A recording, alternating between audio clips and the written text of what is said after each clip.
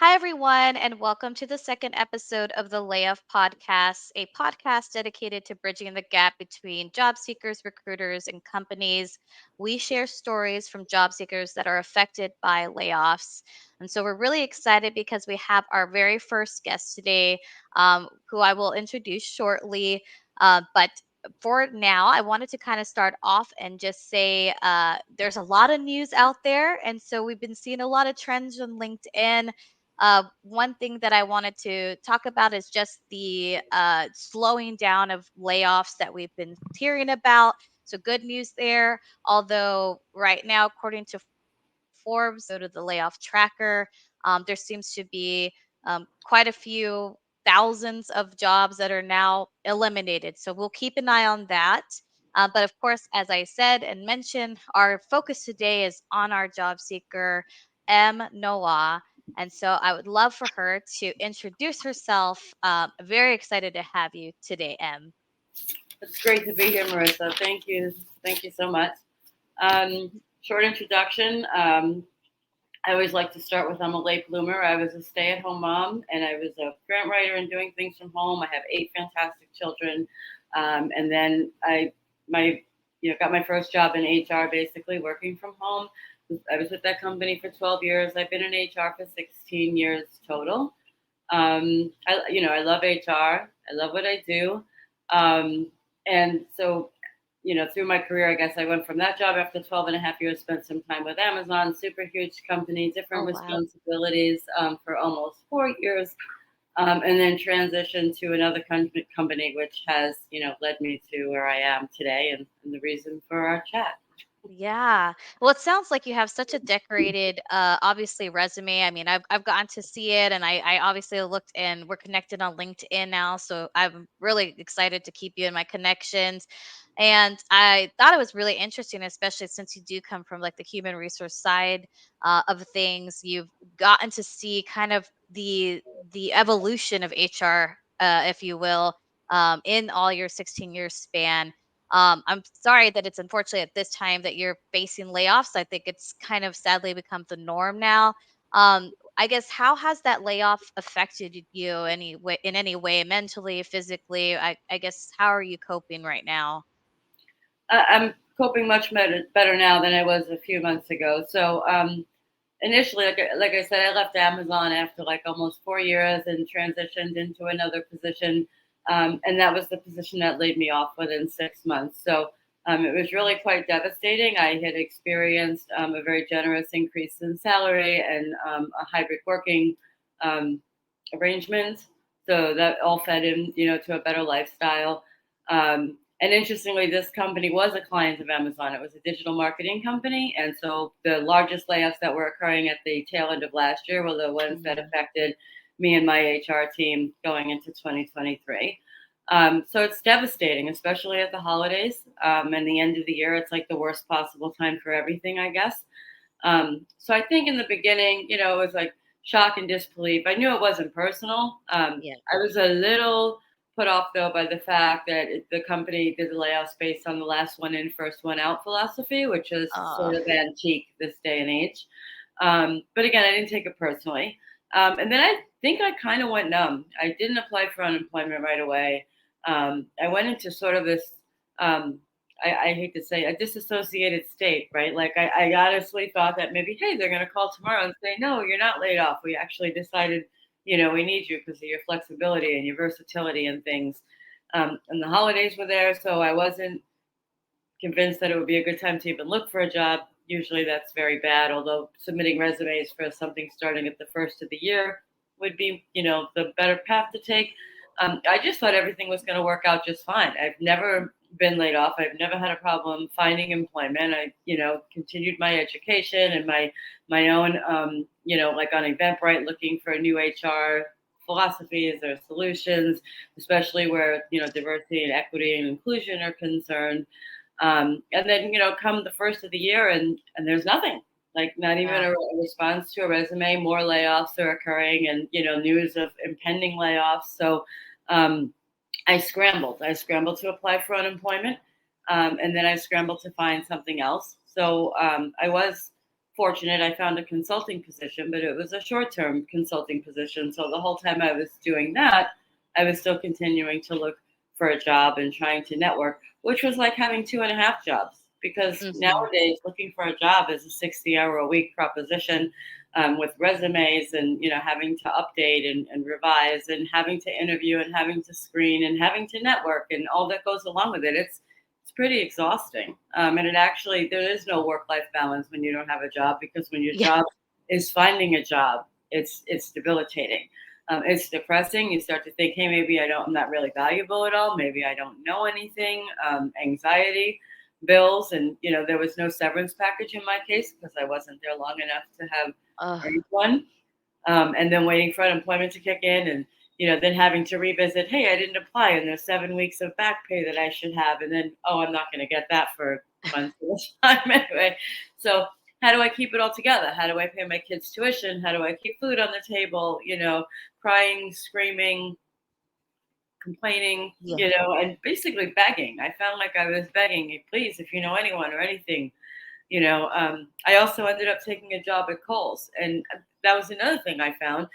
Taking a job at a lesser title or lesser salary, I think every employer knows you're just there because you need it, and the Yeah. minute what you want comes along, you're out the door. So they're not really willing to negotiate that. Yeah, absolutely.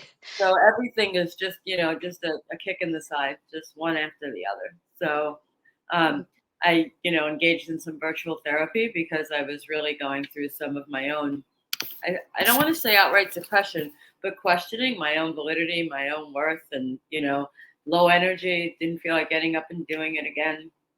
It Yeah. was, traumatic in every way. Physically, very low energy, not a lot of pep in the morning. My gotta get up and go, just got up before I even got up. Oh, I get Yeah, it. I mean, yeah. reads into everything. You don't even like, like, oh, be sure and, self care, take care of yourself, do things you enjoy. But there's no joy because your mind is ticking with all of Yes. this anxiety. So, and then of course how did we get here? Like, it's your fault, Yes. you know. Um, should have never left Amazon. Should have just stayed right there, Yeah. stable and safe. Although I heard that I would have gotten laid off from Amazon too. I know. I mean, it's unfortunate because you just see it, like you said. I mean, you have so much to unpack there. But I want to say, first off, like, I think you're a superstar. I mean, a super mom. Obviously, I know firsthand just because I'm also in the same boat and I'm also a job seeker. It is a full time job, like you said, trying to find going through going through the application cycle itself is a lot of work, and then following up, even it's almost like you're a seller. You're selling yourself, but you're against everyone else that is also in the same boat. And it's kind of interesting because, like you said, I myself felt like all of these same emotions that you're describing, but I feel like we all kind of think we're not all feeling that in a way, because I've now that I'm connecting with more people through chatting on, whether it's to prepare for the podcast or just my network of friends that also are in the same boat I am, it's like I used to be embarrassed by it, and now I'm like, it's just so sad because it is the new norm. Unfortunately, there's just so many of people that are going through these same things, and then it doesn't feel like there's enough resources for us in this boat. I know, like you mentioned, of course, even like when it comes to unemployment, I mean, you're having to you have to request every few weeks. I know that, and if you forget, I mean, they're not going to come and tell you, "Oh, you forgot. I'm going to direct deposit that right into your bank account for you." No, that's not how, fortunately, the government works or anything like that. But yeah, I wanted to tell you, like, I think everything that you're saying is so valid, and I am blown away because of someone in your stature, someone that ended in as a director of human resources, even you would think that you would have been hired, like you mentioned, right away. And so I think it's kind of scary to know that there are people in your positions and those any type of positions that are also feeling it, even if we're not, I myself hadn't made it that senior of a level yet. So that tells me, like, wow, we're really all in not the best time period right now when it comes to job seeking. I've seen even EVPs and senior, chief solutions officers be laid off. No one is exempt. No one is exempt from whatever condition we are experiencing right now in the employment world. It's Yeah. it's totally non-discriminatory. Talk about diversity. No, exactly. I mean, Unemployment is diverse and it includes anybody and everybody. 100%, 100%. Because even just in the short period of time that I've met people like yourself that were open to trying out this experiment that we're doing here, I was like, I'm seeing lots of different people, lots of different backgrounds. I mean, lots of different, uh, like you said, from different backgrounds, ethnicities, races, what have you. And it just seems like one commonality, I think, is it's just anyone that's like working and feeling that pressure of what happened, probably, I guess, maybe the pandemic. I mean, who knows? It's a ripple effect, I guess you could say. I know you said you pivoted by doing obviously consulting. Is there anything else currently that you're doing or are looking to do right now as you're working towards something more permanent? So, I mean, I've gone back to school Okay. to get my MBA because it was something I was thinking of doing anyway.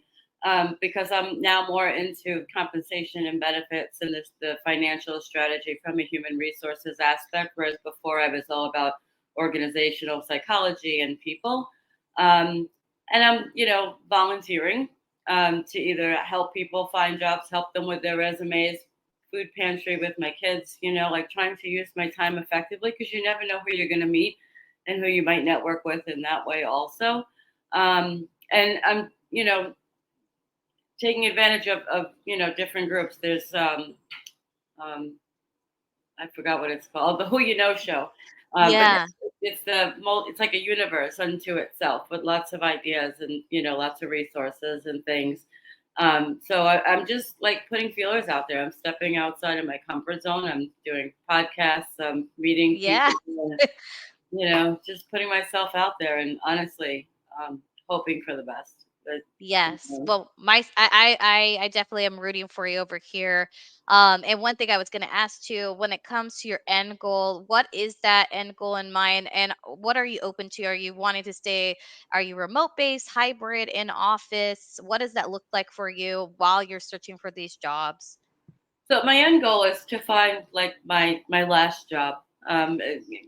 Goodness willing, I'll have 30, maybe even 40 years of working life left. I've never been the kind of person to see myself as retiring. I mean, I might slow down, but I love what I do and I love to work. So I really would. I'm looking at something long term. I'm not even saying I'm going to retire in 10 or 15 years because of my age. I'd love to just sit and keep going. I'm open to hybrid, remote, in office, out of office, relocation. Even I'm not dead set on staying in New York. Um, I really just want the best title I ever had was Chief of People and Planet. I love that title. Oh, It that's says it awesome. all. People Planet, is that what it was? People on Planet. Oh, Yeah. that is awesome. I love that. I thought it was fantastic, but it doesn't, like when they give you a list, it's never there. And I kind of close it in on my resume, but I think it encompasses everything I do. I'm always that person who's, getting people together to volunteer or to aim for zero carbon or, let's separate the trash, right, and make the world a better place. But also, compensation benefits, total rewards. I love to have, these meetings, roundtables with people. What's important to you? Like what's important to you in New York? What's important to you in California? What's important Wow. globally? And let's tailor our benefits to uplift everybody and, make where they work to be a place that they're proud of and to brag about to other people, right? Let's Yeah. offer all the mental health resources that we can, and let's help our differently abled and our neurodivergent populations. That's huge and it's ever changing. But let's meet the needs of people and the wants and desires of people as much as we can to keep them working and to keep them, feeling their own sense of self importance and value and worth. I love that. I love that so much. And it sounds like you're upskilling, even though you're not even, I mean, obviously, we're all in this, like I said, we're in the boat of we're looking, but hey, you're upskilling as you go. And so to me, that sounds like something that would be important to a company. So, companies, if you're out there and you hear this, she's ready and available, you know, and obviously very flexible. So, I think that sends also a good message. Some people are unfortunately, some people have to be in a certain location or, they're not as flexible. So this is, I think, good for any company or recruiter out there hearing this podcast. One thing I also wanted to ask, so just curious because since again you come from the world of HR, you've done the recruiting, you've been in talent acquisition. I guess what are your thoughts? I mean, we obviously know that things have changed a lot. We were just kind of discussing it prior to our conversation now and the recording. What are your thoughts about the hiring process now? And in a perfect world, I guess what could we see could be like maybe something that will be helpful down the road so that way job seekers, recruiters, we all aren't facing the same type of burnout that we're currently facing. So having been on both sides of the fence, I can just say that where we are today is just desensitized and just inhumane, and there's no human aspect anymore. Mhm. I love a good resume and I love a good ATS, right? Because people don't have to constantly type the same thing over and over again. But ATSs aren't human. They're scanning resumes for keywords. We're all revising and updating our resumes, hopefully to highlight the things that this job would, the recruiter would look for, and it doesn't work. And we don't know if maybe the ATS isn't working that day. Maybe it isn't our resume. Maybe it isn't us. Communication is almost impossible. You can message a recruiter Yeah. on LinkedIn. Even a job will say, message this recruiter. Yes. And I've done it too. You do, and nothing, just crickets, right? So why are you telling me to me, it's I don't know that much about LinkedIn, but it seems like they're saying, hey, I want people to message me. They're clicking a box in order to put that there, and then you do, and you hear nothing. Yeah. Likewise, I've gotten messages on LinkedIn that say, hey, we got your application through LinkedIn. We need you to go on our site and do it. And then I Yes. do it, and nothing again. And it's like, hey, can you just confirm that it went through? And more crickets. So the human aspect of this process is hard. I know I know in my own experience consulting, in February, March, and April, I was getting tons of applications for even hourly or Mm. entry level salary positions, and it's a lot. It's a lot coming at you. But it's not that hard to just take the few seconds to scan a resume and see if your must haves are in that resume. And if not, then just send, even just as bad as it sounds, just the canned Indeed or LinkedIn Yes. email saying, unfortunately, we've decided to go in the direction to select someone And else. I appreciate those because at least it's some sort of communication. Sometimes you're just left wondering. It sure is. And I also wish that that positions weren't ferreted out to third party recruiters, like 10 or 20 of them having the same position. Um, Mm. because it's the same job description. It looks like there's 348 new jobs available today, but there really isn't. And then it just seems that the recruiters, look, it's tough on recruiters too, because if people Yeah. aren't getting hired, then recruiters, HR, learning and development, right, get hit really hard. And I get that. But it's time consuming, and I think there's very little value of candidate time. Very little value being put on candidates' time, right? To talk Yeah. to people and find out, oh, it's the same job, or it's just it's disheartening to think that this job sounds great, or another recruiter reaches out and then it's just the same job, or and then you don't hear anything from anybody ever again. It's. Yeah, and that's the where the depression kicks in, at least for me, like you were saying, because you're like, is it me? Am I just not qualified? Did I think all this time that I have all these qualifications Right. and I don't have them after all? That imposter syndrome hits hard and it lingers. It really, really, because the longer you Yeah. go without hearing from anybody, I've had days where I'm like, why am I even going to apply? Nobody's going to answer me. I'll Yeah. get a few canned emails, but nobody's really going to answer me. And that in itself is a horrible attitude. It's self Yeah. defeating. But I think we all experience it, and we have to just motivate ourselves or have a chat or a group to just pump it Yes. back up and let's do it again. You're It's spearheading something because I think maybe that's something we'll do additionally on this podcast, maybe get us a little network or something. Just because I feel like the support system, we need that. I mean, if it seems like we're on islands by ourselves, but when I talk to people, I notice like, no, you're really not. I mean, I feel like on LinkedIn, I keep seeing the green banner and you're like, okay, well, you know that there's a lot of people, but when you're not talking to them constantly or someone else in your shoes, it feels lonely at least at least to me. So, you and know, everyone seems happy. Like yeah. they show on Like, LinkedIn, yay. the Facebook life, everything's great. And it isn't. You've got a house payment, you've got bills, Yes, I know you. I absolutely. know you. In fact, I talked to you last night and you were in tears, but you're happy and learning so much and growing. I don't blame people. That's what we want to say, and that's what we Yeah, we wish want to say for. positive, but Right. sometimes reality is also true too. And so, I think you're right in that. I think one of the cringe terms for me, at least, is I really hate seeing fun employment. I think people Honestly, say it. I'm like, I don't know who you are, but if you are truly having fun employment, kudos to you, because it's not like that for everybody. But sometimes it helps, like you said. You see someone in the positive, at least for a second you're like, well, maybe I should get to that point. But sometimes also reality is reality. And so I hope that also with this podcast, maybe it'll spearhead some movements for more support, more resources. Really appreciative companies that are public about their announcements and are trying to at least give people some sort of resource as they're going out the door. I've seen that kind of become a little bit of a thing recently, and I appreciate seeing posts like that because that gives me hope that there are still companies out there. So hopefully the companies that are listening to our podcast today, those are the ones that I think people want to partner with down the road, those that are really in your corners when even when things are not obviously in where we want them to be. So right. do you have anything additional that you want to add as we put yourself out there? I know we're going to have obviously your LinkedIn profile in our open to work section. Your episode will go up. I will also be writing a short blog about today. So that will be up as well. Anything else that I guess you think is important to share today? Just as far as like what I'm looking for, I didn't mention that I have a Oh, lot of yes. experience with startup, going through 3 rounds of private and series funding. I've worked for Amazon, which is absolutely huge, and then in my consulting and in other employment, I've been right in the middle in those medium-sized companies. So I believe I can fit in just about anywhere in any type of environment, and I'm open to consulting and contract opportunities as well. But ultimately, I would like to find that final last job. Yeah, absolutely. I feel you. Longevity is key for me, and it sounds like for you too. Obviously, I'm a mom as well. So you're a rock star mom to me. Seriously, I'm just very glad we've gotten to connect. But so we'll have all of M stuff out there for everyone to see as far as where she wants to be. And if anyone has any questions, feel free to reach out to us.